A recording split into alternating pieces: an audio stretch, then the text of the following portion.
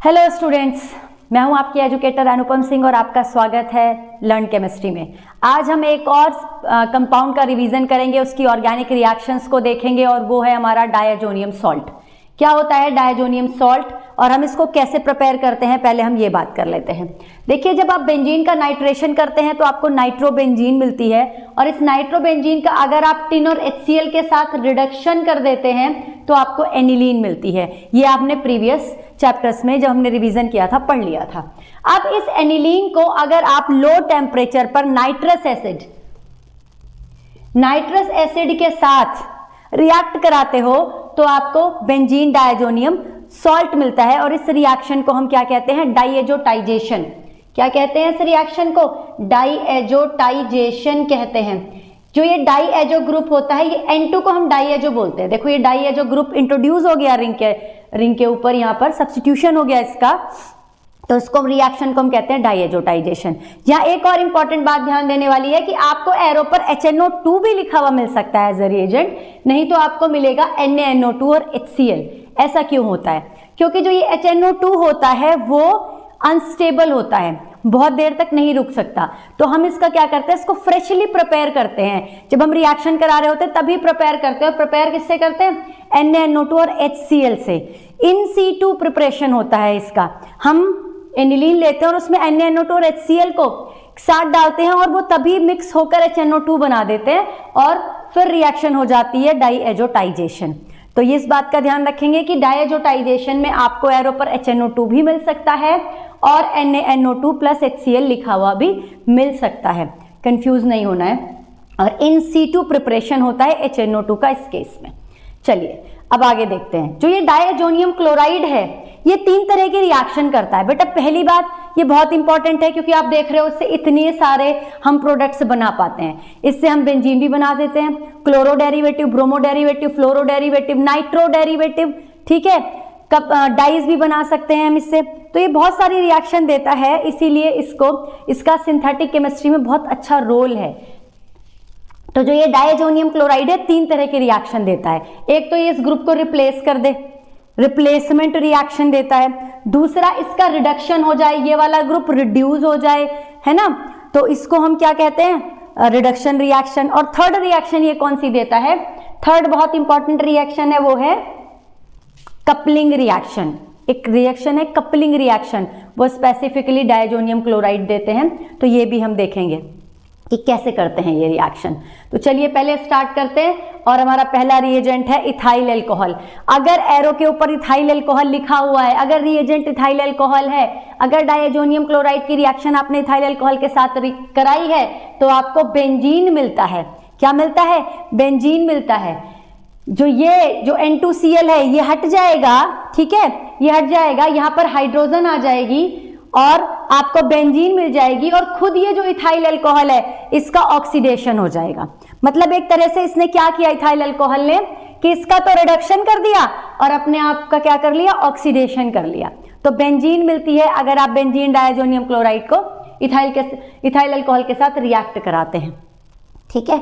Second reaction देखते हैं। Second reaction है कि अगर हम H3PO2 एसिड के साथ अगर हम इस डायजोनियम क्लोराइड को गर्म करते हैं, को रिएक्ट कराते हैं कॉपर की प्रेजेंस में, कॉपर सॉल्ट की प्रेजेंस में, तो भी हमें बेंजीन मिलती है।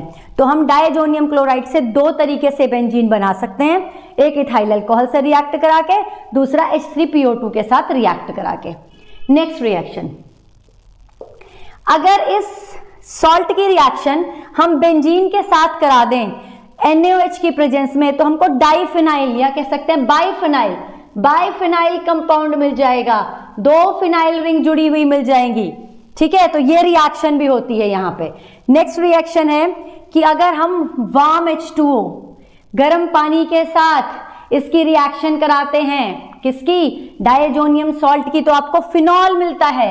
क्या मिलता है बेटा? फिनॉल मिलता है। देखो अब तक में बेंजीन मिल गई, बाइफिनाइल कंपाउंड मिल गया, फिनॉल मिल गया। अभी देखते हैं और क्या क्या मिलता है। नेक्स्ट रिएक्शन, अगर हमने CuCl कॉपर क्लोराइड के साथ, जहां पर कॉपर +1 स्टेज में हो, कॉपर +1 सॉल्ट के आयन के साथ अगर हम रिएक्ट कराते हैं तो आपको क्या मिलता है?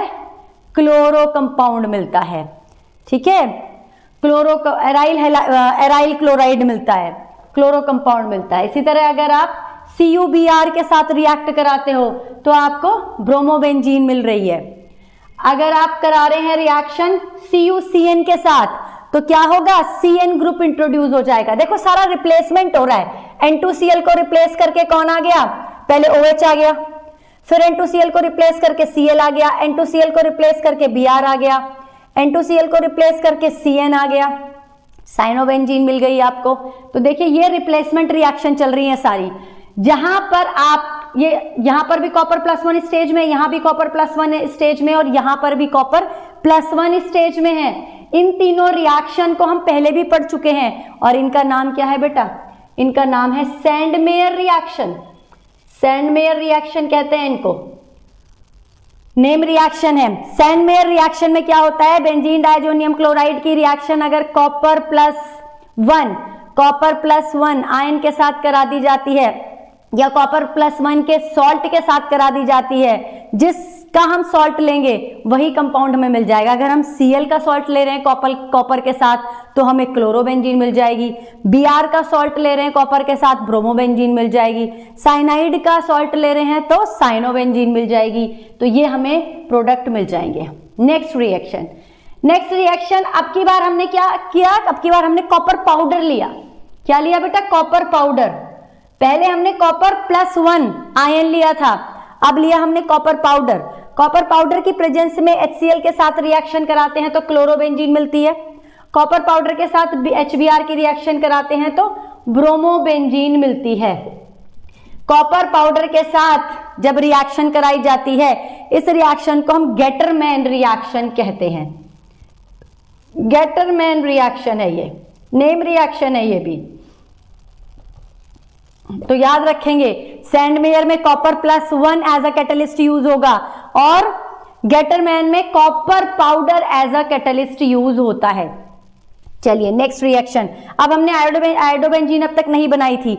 आयोडोबेंजीन बनाने के लिए हमें ना तो कॉपर पाउडर की जरूरत है ना ही कॉपर आयन की जरूरत है। हम जस्ट KI के साथ इसको वार्म करेंगे तो हमें आयोडोबेंजीन मिल जाएगी, राइट। अब हमें बनानी है फ्लोरोबेंजीन। फ्लोरोबेंजीन के लिए हम क्या करेंगे, HbF4 एसिड के साथ इसको हीट करेंगे तो हमें क्या मिल जाएगा, फ्लोरोबेंजीन मिल जाएगा। नेक्स्ट रिएक्शन यही जो HbF4 एसिड है इसके साथ अगर हम NaNO2 भी ले लें रिएक्शन में तो क्या मिलेगा आपको, नाइट्रोबेंजीन मिल जाती है। तो देखो कितने सारे कंपाउंड हम बना रहे हैं, यहाँ पे रिप्लेसमेंट कर रहे हैं। किसका रिप्लेसमेंट कर रहे हैं, N2Cl ग्रुप का रिप्लेसमेंट कर रहे हैं। N2Cl रिप्लेस हो रहा है, N2Cl किस फॉर्म में निकल जाएगा, नाइट्रोजन गैस, और HCl की फॉर्म में बाहर निकल जाएगा और आपको क्या मिल जाएंगे, डिजायर्ड प्रोडक्ट मिल जाएंगे। आप इसलिए ये रिएक्शन बहुत इंपॉर्टेंट है और ध्यान रखेंगे इसकी सारी रिएक्शन को। जब आप कन्वर्जन करेंगे, कन्वर्जन में जहां भी अटक रहे हैं तो अगर नाइट्रोजन यहां पर प्रेजेंट है, देखो NO2 है, अगर NH2 है अगर, तो बेटा N2Cl बना लो, N2Cl से सब बन जाएगा, ठीक है। N2Cl से सारे कंपाउंड बना लोगे आप। नेक्स्ट देखते हैं, ये सारी हमने रिप्लेसमेंट रिएक्शन करी है। अब हम देखेंगे कपलिंग रिएक्शन। दो बहुत इंपॉर्टेंट रिएक्शन जो ये बनाता है, that is called coupling reaction. Coupling reaction में क्या होता है कि अगर फिनॉल के साथ बेंजीन डायजोनियम क्लोराइड की रिएक्शन हो जाती है तो ये जो फिनॉल है वो इस कंपाउंड के पैरा पर अटैक करता है और एक डाई बना देता है। इसको हम एजो डाई कहते हैं बेटा, एजो डाई कहते हैं। ये एजो डाई बना देता है। जो ये रिएक्शन होती है, जो फिनॉल के साथ रिएक्शन होती है बेंजीन डायजोनियम क्लोराइड की, आपने कैसे याद रखना, phenol is acidic in condition, तो इस रिएक्शन को ये हाई पीएच पर कराता है। पीएच 9 से 10 के आसपास होती है। यहाँ पे पीएच कैसी होती है, 9 से 10 होती है पीएच। नेक्स्ट जो रिएक्शन कराती है, जो नेक्स्ट कपलिंग रिएक्शन है वो एनिलीन के साथ है। अगर एनिलीन की रिएक्शन आप बेंजीन डायजोनियम क्लोराइड के साथ करा दो तो यहां पर भी पैरा पोजीशन पर, एनिलीन के पैरा पोजीशन पर ये डायजोनियम क्लोरो कंपाउंड, देखो ये पैरा पोजीशन है ना इसकी, ये भी इसकी पैरा पोजीशन है, पैरा पोजीशन पर अटैच हो जाएगा। अगर एनिलीन है या फिनॉल है, उनकी पैरा पोजीशन खाली है तो ये ग्रुप प्रेफर करता है कि ये पैरा पोजीशन पर ही जाकर अटैच हो। अगर पैरा ऑक्यूपाइड है तब ये ऑर्थो पर जाएगा, इस बात का ध्यान रखेंगे। OH और NH2 दोनों ही कैसे ग्रुप हैं? इलेक्ट्रॉन रिलीजिंग ग्रुप हैं, both are electron releasing group. तो ये क्या करते हैं? ऑर्थो पैरा पर डेंसिटी को बढ़ा देते हैं। क्या कर देते हैं? ऑर्थो पैरा पर इलेक्ट्रॉन की डेंसिटी को बढ़ा देते हैं, तो ये पैरा पर इसलिए अटैक करता है। तो ये दो रिएक्शन हुई, ये कहलाएंगी यहाँ पर कपलिंग रिएक्शन। दो चीजें ध्यान रखनी है, जो डाइएजो कंपाउंड है उसको पैरा पर जोड़ना है। दूसरी बात, अगर आप ले रहे हो फिनॉल, एसिडिक कंडीशन में फिनॉल एसिड होता है, ठीक है, एसिडिक नेचर होती है इसकी, तो यहाँ पर पीएच रखेंगे 9 to 10, बेस की साइड रखेंगे। अगर आप ले रहे हो एनिलीन, एनिलीन आपको पता है बेसिक होता है, लिविस बेस है, तो यहां पर पीएच आप रखोगे 4 to 5। तो ये पीएच पर भी क्वेश्चन आ जाता है वहां पे, ठीक है, कि कितनी पीएच पर रिएक्शन होती है। तो ये याद रखेंगे कि कौन सी पीएच ली है हमने। बेसिक के कंडीशन में हमने पीएच ली है 4 to 5, और अगर हमने एसिडिक लिया है कंपाउंड तो हमारी जो पीएच है वो 9 to 10 है। तो यहां पर भी एजोडाई बन जाएगी। तो ये दो एजोडाई बनाते हैं हम कपलिंग रिएक्शन से। थर्ड टाइप की मैंने एक रिएक्शन बोली थी, दैट इज रिडक्शन। इस ग्रुप का रिडक्शन हो जाएगा, तो रिडक्शन से ये वापस से क्या बना देगा बेटा? एनिलीन बना देगा। अगर आप डायजोनियम कंपाउंड का विगरस रिडक्शन कराते हो जिंक HCl की प्रेजेंस में, तो ये डायजोनियम कंपाउंड क्या बना देगा? एनिलीन बना देगा। देखो एनिलीन से हमने इसको बनाया है और इसने फर्दर क्या कर दिया है? एनिलीन को ही बना दिया है। तो डायजोनियम क्लोराइड बनाते हैं हम इसको एनिलीन से, और इसकी ये सारी रिएक्शन रोड मैप की हेल्प से मैंने आपको समझाने की कोशिश की है, और आप इन सारी रिएक्शन की बेटा प्रैक्टिस करेंगे और ऐसे ही पढ़ते रहिए, बढ़ते रहिए। Thank you so much.